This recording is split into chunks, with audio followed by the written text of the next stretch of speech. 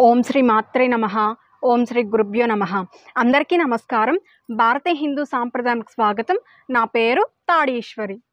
ఈరోజు మన టాపిక్లో అన్నపూర్ణి అనేటటువంటి సినిమాను బ్యాన్ చేయడం ఎంతవరకు కరెక్టో మనం ఈరోజు వీడియోలో తెలుసుకుందామండి. నిజం చెప్పాలంటే ఒకప్పుడు మనకి ఈ సినిమాలు అవి ఏమీ లేనప్పుడు ప్రజలందరూ కూడా ఏదో ఒక ఆలయానికి వెళ్ళి అక్కడ చెప్పేటటువంటి పురాణ గాథను వినేవారు. అలా విన్నప్పుడు వాళ్ళకి అక్కడ ఏది మంచో ఏది చెడో అన్నీ తెలిసేవన్నమాట. ఆ పురాణం ఎవరో కల్పించి చెప్పింది కాదు, అవి సాక్షాత్తుగా జరిగినటువంటి కథలు. ఆ కథల్లో మంచి ఉంటుంది, చెడు ఉంటుంది. కాబట్టి మంచికి ఉదాహరణగాను చెప్పేవారు, అలాగే చెడుకి ఉదాహరణగా కూడా చెప్పేవారు. మీరు రాముడిలా బ్రతికితే మీ జీవితం ఇలా ఉంటుంది అని రాముడిని ఆదర్శంగా చూపించేవారు.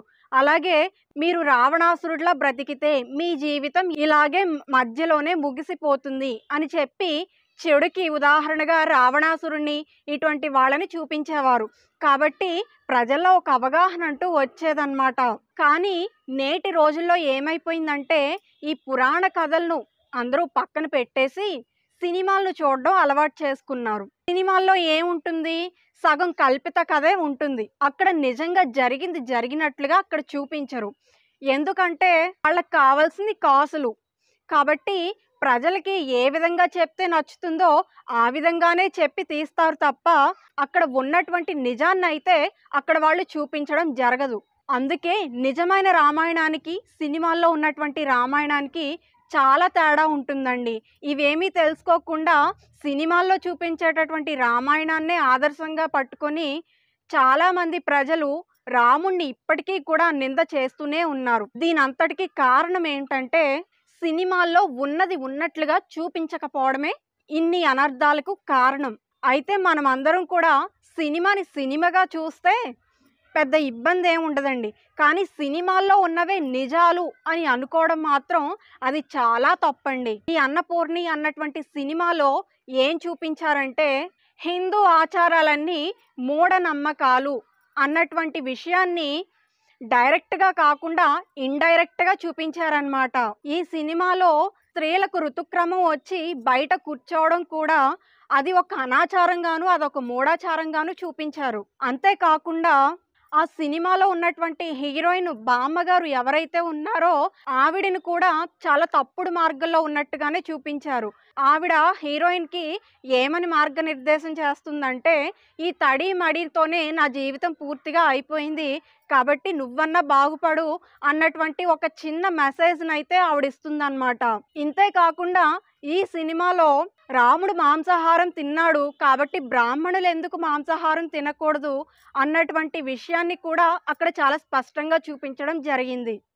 కాబట్టి హిందువులు అన్ని మూఢనమ్మకాలు అన్నటువంటి విషయాన్ని అక్కడ చెప్పకుండానే చెప్పినట్లు చూపించారనమాట.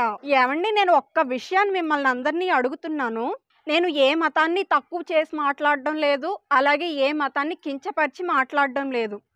కానీ ఒక్క హిందువులు పాటించే సదాచారాలన్నీ కూడా మూఢనమ్మకాలు అని చెప్పడం మాత్రం అది చాలా తప్పండి. ఒక్క ఉదాహరణ చెప్తున్నానండి. ముస్లిమ్స్ ఉన్నారు. ముస్లిం స్త్రీలు మండే వేసవి కాలంలో కూడా బురకా తీయకుండా బయటికి ఎందుకు రారు చెప్పండి? అది మూఢనమ్మకం కాదంటారా మరి? అలాగే క్రిస్టియన్స్ ఉన్నారు. మన వాళ్ళందరూ కూడా ఆ క్రిస్టియన్ చర్చిలకు వాటికి వెళ్తారు. కానీ ఆ క్రిస్టియన్స్ని మన ప్రసాదాలు అవి తినమంటే వాళ్ళు తింటారా చెప్పండి? అది మూఢనమ్మకం కాదంటారా మరి? ఒక్క హిందువులవేనా మూఢనమ్మకాలంటే? అలా వాళ్ళు ఎందుకు చేయట్లేదు అంటే వాళ్ళ మత ఆచారాల ప్రకారం వాళ్ళు చేసుకుంటున్నారు. ఇప్పుడు ముస్లిం స్త్రీలు బురకాలు వాడుతున్నారు అంటే అది వాళ్ళ ఆచారం, అది వాళ్ళ సాంప్రదాయం. దాన్ని మనం మూఢనమ్మకం అని చెప్తే వాళ్ళు ఒప్పుకుంటారా చెప్పండి? ఖచ్చితంగా వాళ్ళు ఫైట్ చేయడానికి సిద్ధంగా ఉంటారు. అవునా కాదా? అలాగే క్రిస్టియన్స్ని కూడా మీరు ఏదైనా ఒక చిన్న మాట అనండి, వాళ్ళు కూడా ఫైట్ చేయడానికి సిద్ధంగా ఉంటారు. అలాంటిది హిందువుల ఆచారాలన్నీ కూడా మూఢనమ్మకాలు అని చెప్పడం మాత్రం అది చాలా పెద్ద తప్పు, చాలా పెద్ద దోషం. సరే, ఇప్పుడు ఆ సినిమాలో చూపించిన ప్రతి దానికి కూడా నేను ఇక్కడ వివరణ ఇస్తాను. స్త్రీలకు ఋతుస్రావం అయితే బయట కూర్చోపెడతారు, అది మూఢనమ్మకం అని ఈ అన్నపూర్ణి అన్నటువంటి సినిమాలో చూపించారు.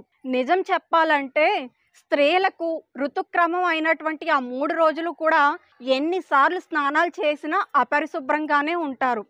అది కాకుండా ఆ ఋతుక్రమం సమయంలో వాళ్ళకి చాలా నీరసంగా ఉంటుంది. చాలా బలహీనంగా కూడా ఉంటారు.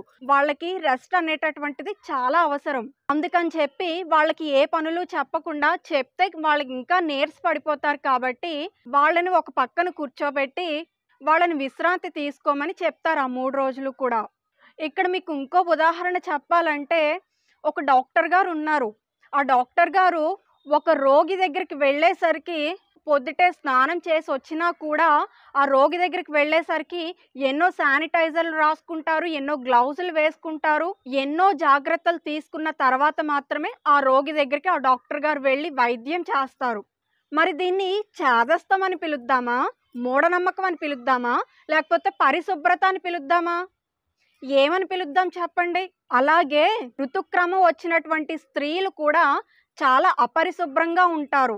ఆ 3 రోజులు కూడా వాళ్ళ శరీరం నుండి ఎన్నో సూక్ష్మ క్రిములు, ఎన్నో టాక్సిన్లు విడుదలవుతాయి కాబట్టి ఆ టాక్సిన్లు విడుదలైనప్పుడు ఇంట్లోకి ఎన్నో సూక్ష్మజీవులు రావడానికి అవకాశాలు ఉంటాయన్నమాట.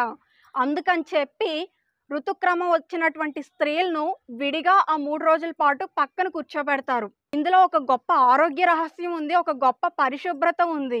అంతేకాని ఇది మూఢనమ్మకం అని అనేస్తే అది ఎలా కుదురుతుందండి అసలు?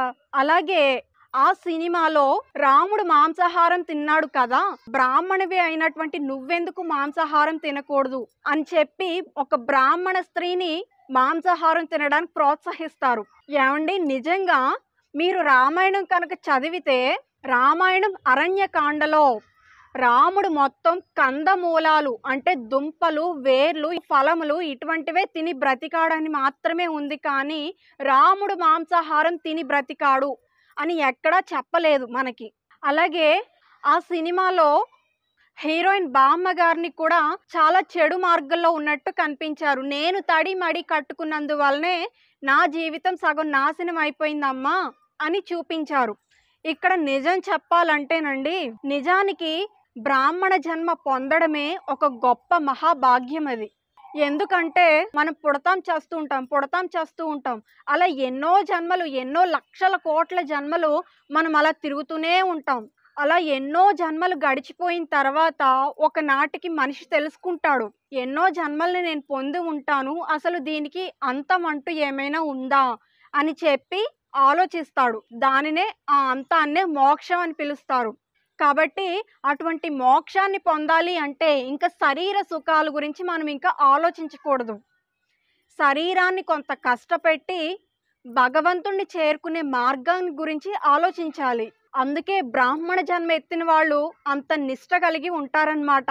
అంటే బ్రాహ్మణులు వాళ్ళ ఇంట్లో విగ్రహాలుంటే విగ్రహాలకి పూజ చేస్తారు, గుళ్ళల్లో ఉంటే పెద్ద పెద్ద విగ్రహమూర్తులకే పూజ చేస్తూ ఉంటారు కదా.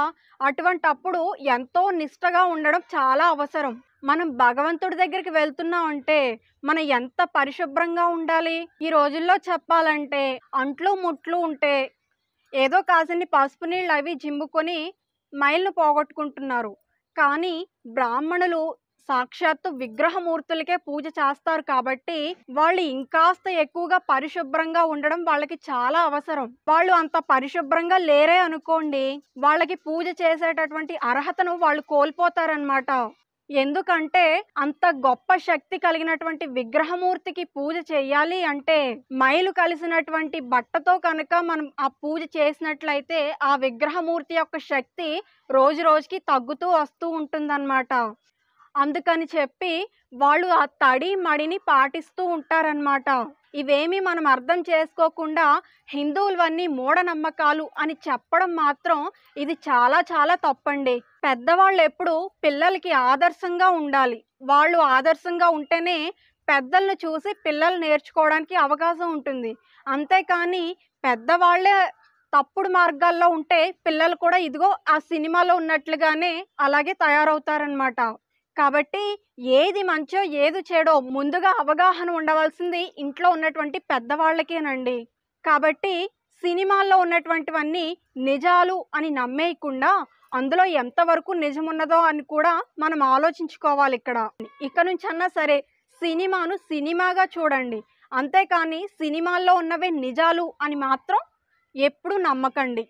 మీకు ఏది నిజమో ఏది అబద్ధమో తెలియాలి అంటే మన పురాణ గ్రంథాలను ఒకసారి పరిశీలించండి.